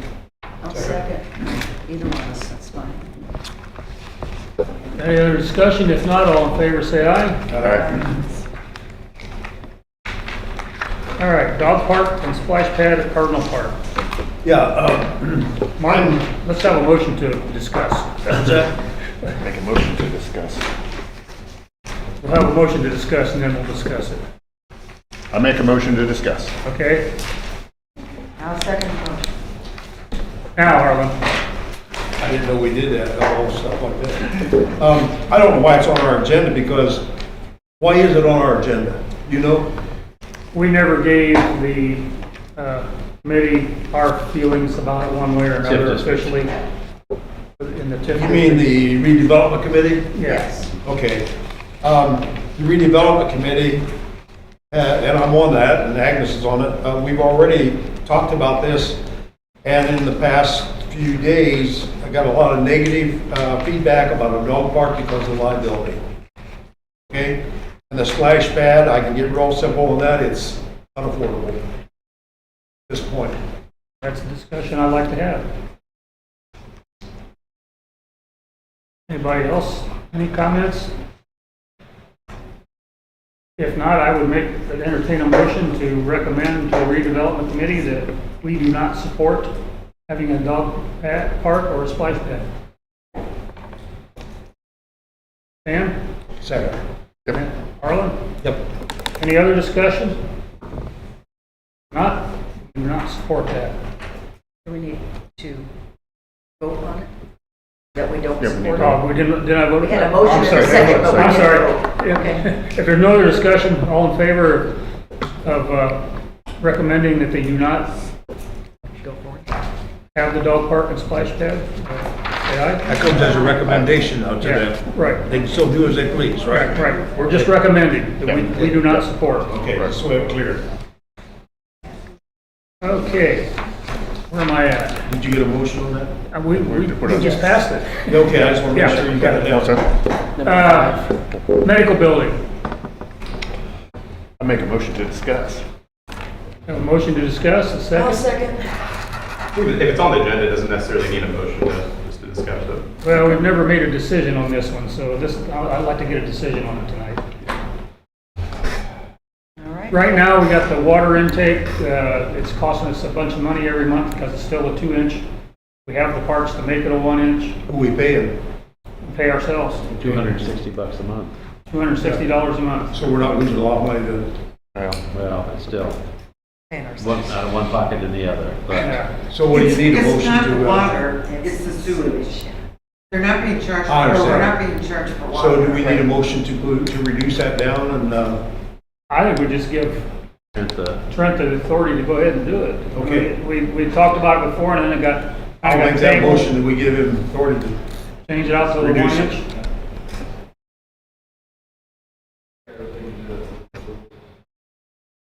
Do I have a second? Second. Stan? Yeah. Any other discussion? If not, all in favor of getting this project finished?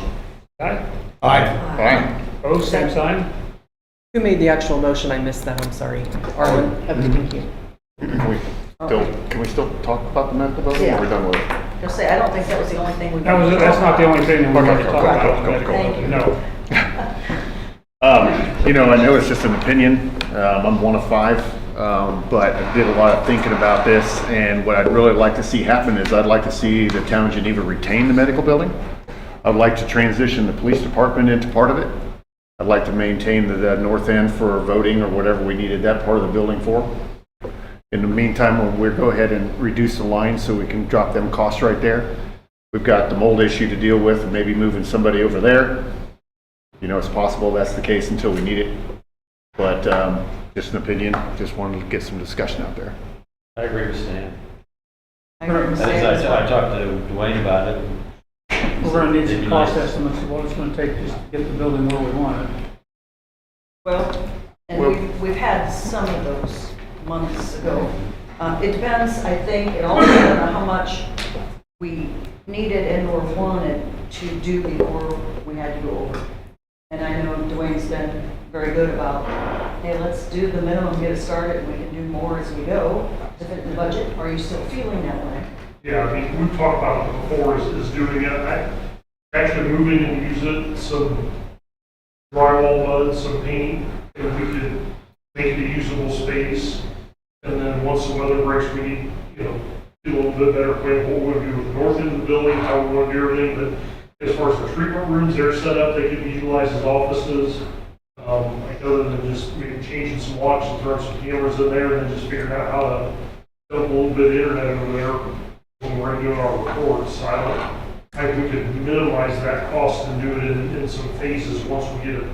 I know we're going to have to throw in a couple short walls just to be able to secure stuff, evidence room and so forth, but cost-wise, I think we're looking at pretty minimal just to get in there and start utilizing the building, and then maybe when we're in there a couple months, get a good solid plan before we start just demoing the walls out and tearing things up. I don't think it would take a whole lot to get going. What's going to happen as far as our electronics and stuff? Is there any? It's fiber to fiber. There's fiber over there. I'm not sure what they're gonna do. I mean, right now, the fire department said everything comes through here and gets shot over there via antenna.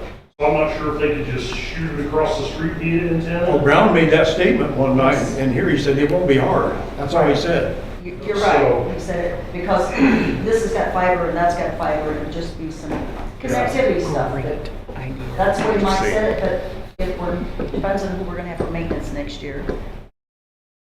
Is it something we get done in a couple weeks, or is it next year who these people are? We may be close enough to hit the wireless from across the street. For right now. I mean, we just have to take a look at it and see what, I don't know what's over there. I'm not a computer guy, but maybe we have a couple people look at it and give us a well-educated. I think you start the process, just start. Yeah, I think that Just do it. Find out, yeah, Yeah. what's gonna cost to get this wall you need, and the paint, drywall. Might have to clean the carpet. Whenever it needed. Well, hey, come. Have a motion to start the process. I agree. Deal. At some point then you might want to talk about the window replacement thing. We're getting, that's next. Okay. Do I- but I'm not that far yet, because I need a second first. Second.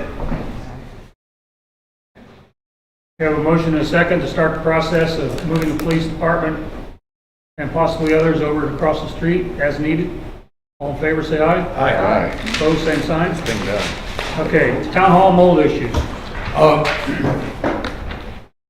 I was instructed to get quotes on the windows upstairs. That's a start point for this whole project. I went to the Liberloss Construction and worked with Toby Schwartz and Truber. And what he suggested was that we get one window quoted so that they're all bidding on the same thing. And I have 4 contractors right now that I have one to respond, hasn't responded back yet. But I got 3 that have measured their opening, and they will be getting this as soon as you say I can give it to them. This is the window itself. It has That's the the specs on it. If you want to see it or not, you can.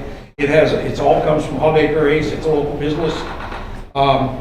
The window is all spec'd out here, and so they'll all be bidding on the same So thing. they've been in the window and the install. Window and install, yeah. We don't know what that'll be yet, but do I have the permission from the council to give these to my bidders? So moved. Absolutely. Okay. Any And then- any other discussion? If not, all in favor of Harlan moving on to the next step, say aye. Aye. All opposed? Same sign. Yay. As soon as I hear from them, then we'll keep. Okay. Okay, just a couple more things, and I think we can move on. Health insurance number 8. Health insurance. Agnes, did you get a chance to look at that? Yeah, Okay, Tina sent the health insurance to us. So, Keep it the same. from what we talked about with Tina is 2026 health insurance was to be the same coverage, the same company with between an 8 and a 9%, 8.39% price increase. We need to make a vote on whether or not we want to go ahead and accept the 8.39% with the same company and the same coverage. I make a motion to continue with what we have. It's a grandfather plan. The Second. change on this plan just doesn't work financially. We have a motion and a second to stay with the same plan. Any other discussion? I agree, it does not make sense to change plans. All in favor of continuing, as we discussed, to signify by saying aye. Aye. Opposed, same sign. Last thing that I have, Lynn, is talk about the Bright Speed torque climb. Yeah. The what? Bright Speed torque Oh, climb. yeah. Okay, that's okay.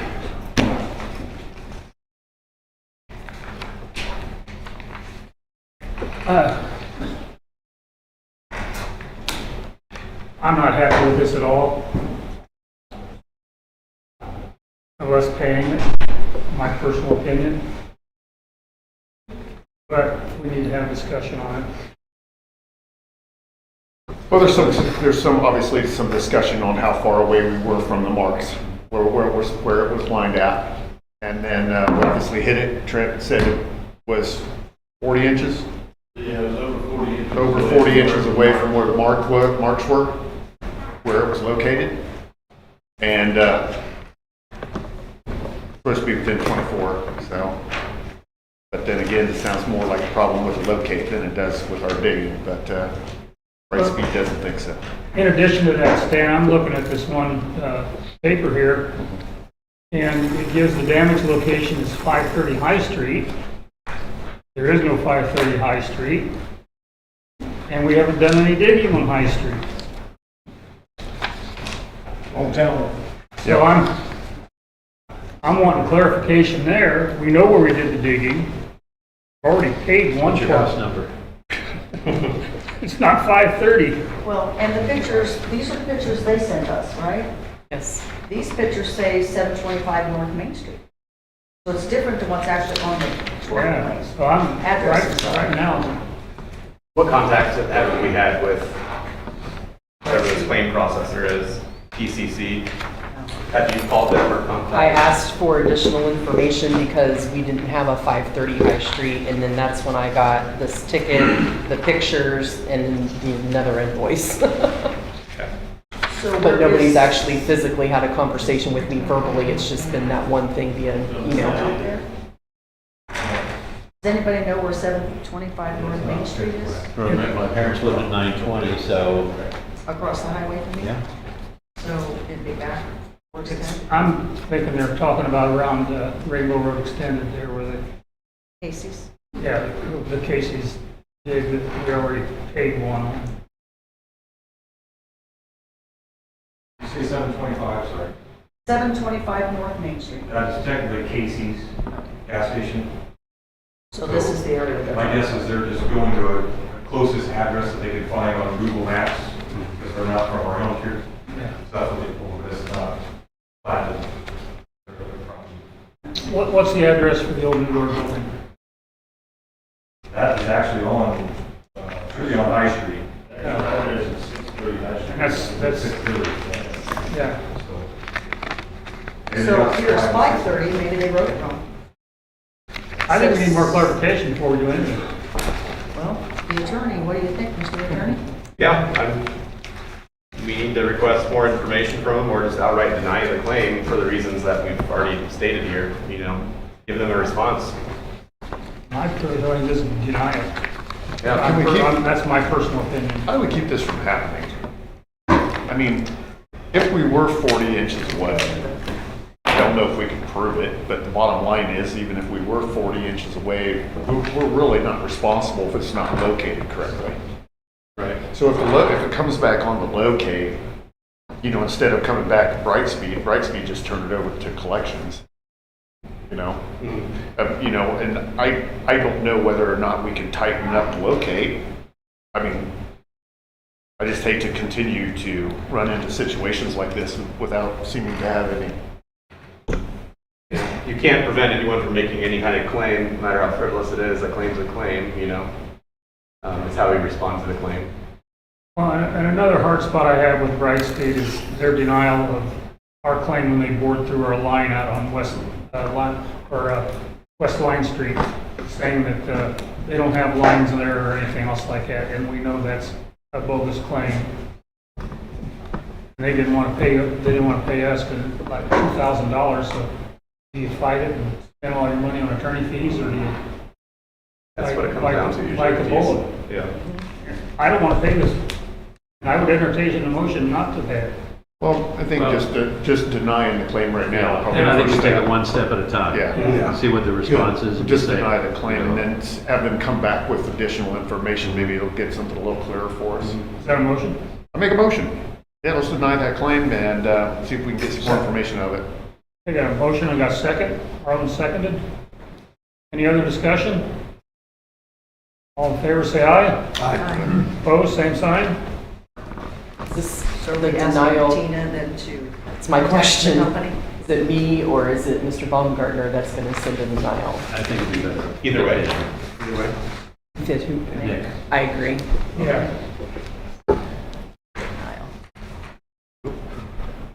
New business, TASER certification, or passer, however they pronounce it. P-A-S-E-R. All in capital letters. So Trent, I understand, from what I've been able to try to understand, this is a every 2 year, every other year certification where, I mean, so, It gets renewed every other year. every other year is whenever the forms have to be turned in. It's not done every year, is it every other year? What form, what do you mean by form? Well, Your inspection. your inspection needs to be done every other year? It's done every year. Every year? Every year, yes. Okay. Okay, it's done every year, and then do you have to go through and grade everything from Yes. 1 to 10, right? And then anything that's under 6 requires us to do something about it, right? 40% of our HV, what is that? MPH. Yep, has to go to repairing that, right? If it's under, average is under 6, correct? Correct. How long do you think it will take for you to do the testing?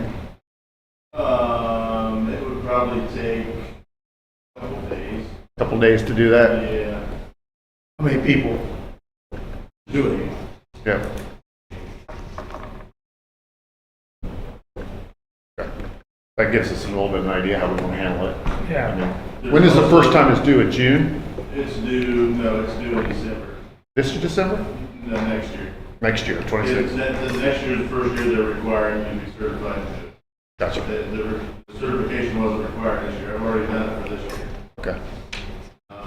There's also continuing education hours that go along with this. You have to have. Right. I looked into that. And I did notice with that, most of those are online. Have to go anywhere to do. So do you have any idea what our rating was the last time you did this? Each street's different. Yeah. Each section of street is different. So its average is 6 is what Well, I we're would say target? we're probably, since what we have done here recently, I would say we're probably averaging 5, 6, yeah, somewhere in that neighborhood. So that means the next time that you do this would be December. If we're averaging 6, then we're gonna have to put that money toward it to repair them. We're gonna have to put that money, there's a lot of streets that are, yeah, below that, so. Yeah. Yes, there's several streets that need to be put into that category with the, we mainly use that money for the community crossing grant.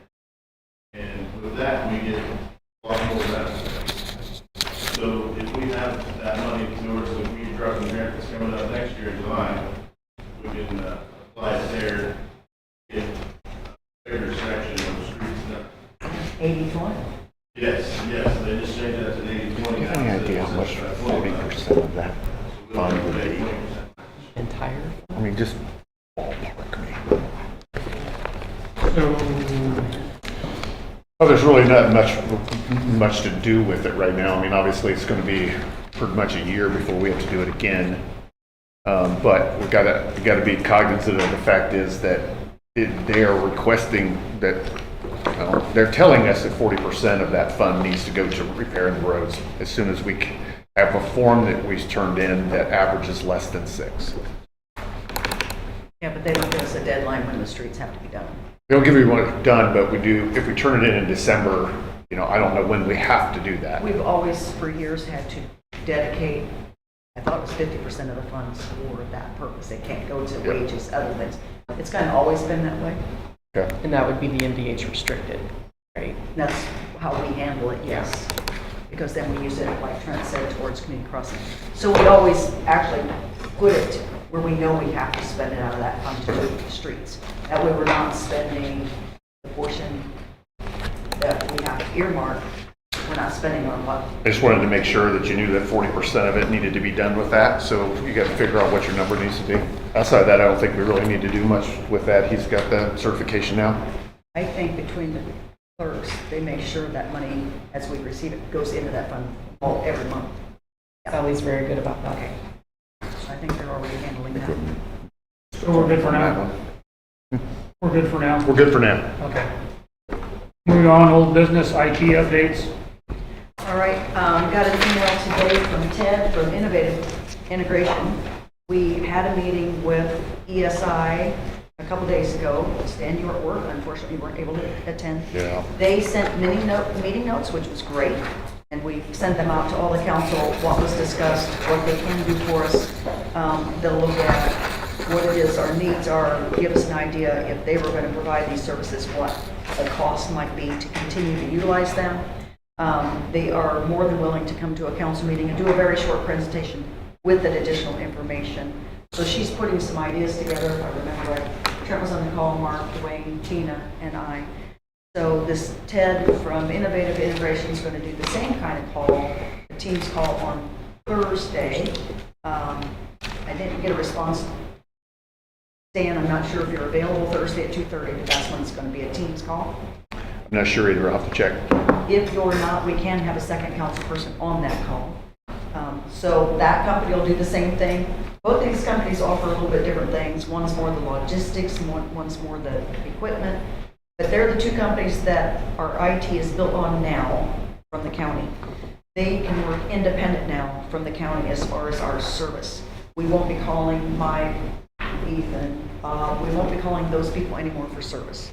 So when we have something down, it's gonna be either these two companies or one of these two, because they both can provide all the service if we want just one company to work with. So we'll have that second call this week, find out what he can offer, and then have him put together a plan. So that's kind of where we're at on it right now. Do we have any idea what the cost is going to be? No, we do not. Our current cost, if you looked at what the county just charged us, was up about 8, 9, 10,000 more than what it normally would have been. Normally we pay 14,000 plus a little bit for this wand. This year between the two, it's more like 31. Something like that. So we're a little higher than normal. Didn't think we would be. Mike thought we'd come in maybe a little less than normal, but we're a little higher. But it is what it is. You know, it's our bill for this year. So if we're under 30-some thousand for these companies, or somewhere around there, what we would have been paying anyway, but we'd have different people to service. We'd still use the county's like data storage center, that kind of stuff. And the county would be a very minimal cost to us, is what they told us at the commissioners meeting. This would just be our service. These two companies are one of the two. We don't have to change any infrastructure this year, or this coming year. It would kind of stay status quo. If we decide we want to go out and get a whole different company, it's going to be a lot more cost this first year, because they got to put in all their own stuff. None of it's compatible? From when we talked with Reboot, a lot of stuff they would have to do their own, because we wouldn't be using. So it would be a substantially higher cost to replace all the hardware stuff we currently have. So if these two companies can service well, it seems like it makes sense. Let's give them a shot. Save a lot of money this first year and find out how does it go. If not, we're always able to move. And when we sign a contract, we have to ask them if we can get out of the contract. But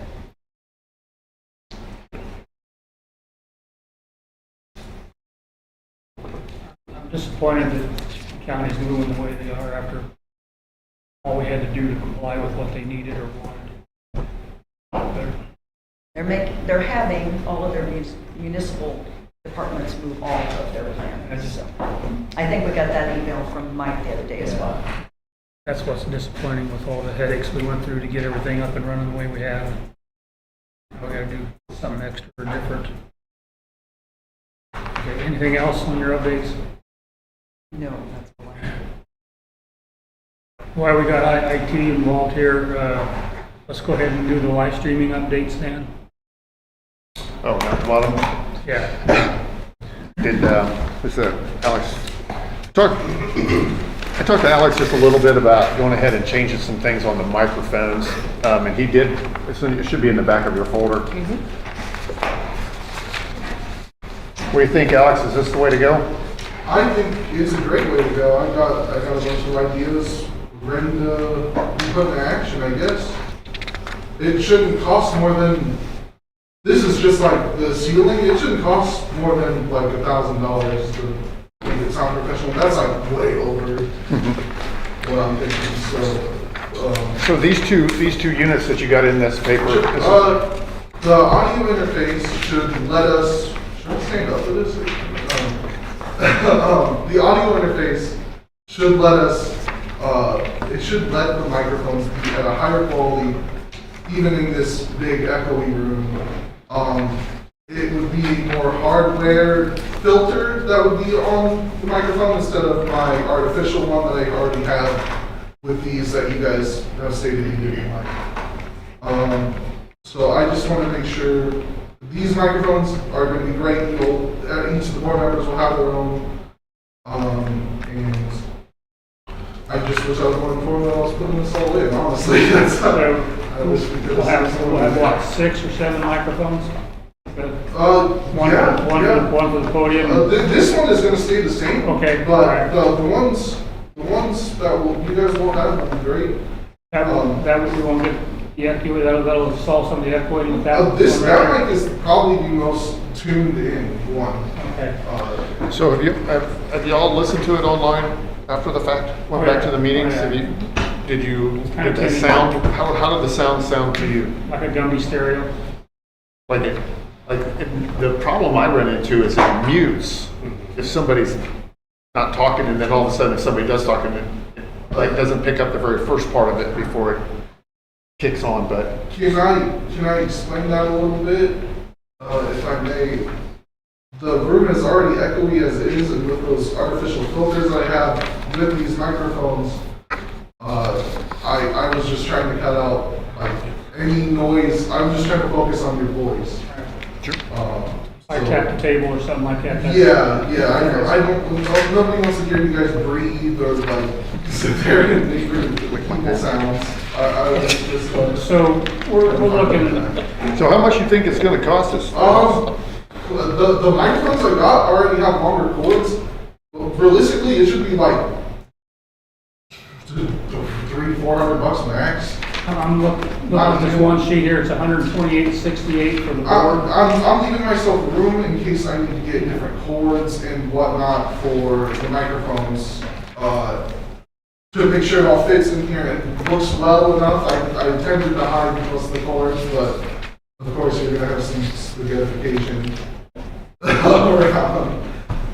This is a state law, we're having to do this. Yeah. So do I have a motion to allow Alex to do talk about upgrades at a not to exceed price? I make a motion. And what's your not to exceed price? I don't know, I make a motion. $1,000 would be perfect. I won't exceed that. That would be more than enough in case I mess up something. So, Okay. but I've been taking time and learning with these audio interfaces. I have some many great friends and people in the community who have shown me how to use these interfaces to now have proper and great sounding audio that this town has had. Works. Okay, got a motion and a second. Harlan was the second, not to exceed $1,000. My only question is, we got the money? Yeah, because he didn't come anywhere close to his initial, yeah, we're fine. All right, if not, any other discussion? If not, all in favor of doing these upgrades, signify by saying aye. All right. Opposed, same sign. Okay, already did the medical building on the clerks. Oh, here's a note here about, get my notes lined up right. Elevator maintenance. That was one that we tabled until we had a working elevator. They're going to be here next week to certify the phone. The phone's been installed or whatever it is they're supposed to do. And once that's done, we're good. We'll have an actual operating elevator. Correct. And they didn't give me a specific Oh, wow. date next week, just one day next week. So I don't know if we want to approve this or wait until that's done. I would make a motion to approve based on certification being going through next week to pick up this maintenance. ongoing. Second that. $962.70, is that correct? Correct. Yes. We have a motion and a second. Any other discussion? All in favor, say aye. Aye. Opposed, same sign.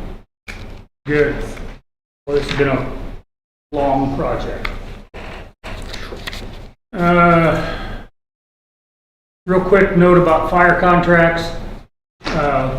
So far, Wabash, Jay County, Jefferson, and Hartford Townships have signed their contracts.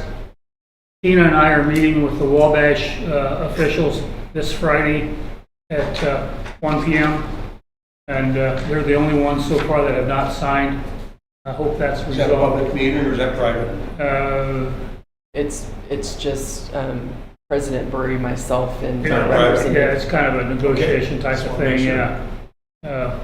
But I'm sure that we'll have that resolved after they've reached out to call us, they want to talk. So that was a stumbling block for a long time, and they've done that now. So looking forward to meeting with them.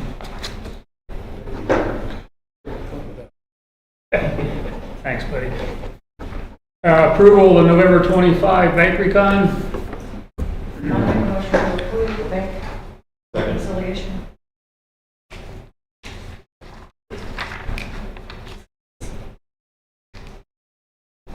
Any additions, corrections, otherwise? If not, all in favor, say aye. Aye. Opposed, same sign. Approval of November 25 accounts payable vouchers. I'll second. If not, if there's any discussion, if not, all in favor, say aye. Right. Any town attorney comments or updates? Nothing else. You have one more thing. What about the interviews? Do we want to talk about when we want to set the interviews up? Oh, yeah, we've had, some nice, applications for our town manager, town organizer, or whatever we decide to give him a title of. We've got 2 dates to hold the interviews, either December 15th or December 19th. Want to start at 5 o'clock, want to start later, want to start earlier. What days are? Either Monday or Friday. Monday or Friday? 19. you can't. We booked on the 19th. 19th. You're busy, like, Seems to be, well, I got my book with me, but. Okay, Monday, it's Monday the 15th, or is that enough time? 6 days from now. It should be, because I'll send something before I leave tonight so it can get in the paper. Jessica, Well- executive session for interviews on December the 15th, starting at 5 PM. Is that all right? I mean, we Yes. haven't reached out to them if they can do it, but I mean, if they want to interview, then. December what? December 15th. 5 PM? We'll start at 5 PM.